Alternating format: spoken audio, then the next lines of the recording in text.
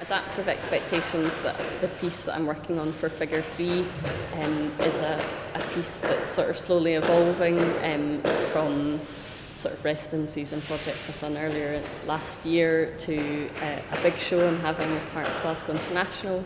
So this is very much an opportunity to test it out and to see how the materials react and how the audience reacts ahead of incorporating it into a bigger show. The piece consists of new paper work which is suspended from the ceiling, which is made from the newsprint used for the Financial Times newspaper.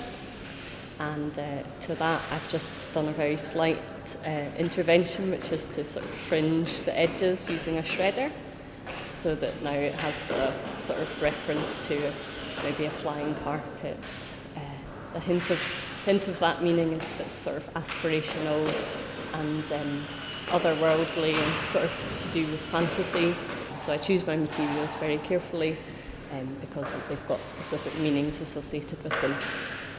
And I try and make my adaptation of the material quite slight, but that it will bring a sort of new meaning to it. So along with that piece, I've got a floor installation which is made from concrete casts of food containers, disposable food containers. And to me they have the look of cobblestones, but also the sort of rectangular form with the rounded edges is quite associative of technology, mobile phones, tablets, that kind of thing.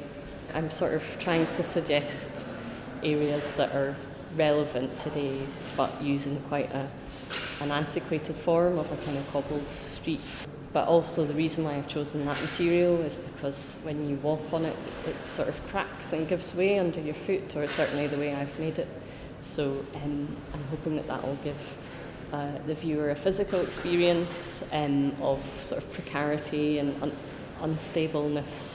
So the idea of having something suspended above your head that instantly gives you a sense that it might fall easily, or there's a sort of interplay between the lightness of paper versus the sort of cracking of concrete under your foot. So the sort of destruction that's inherent in the experience of the work goes hand in hand with the concept.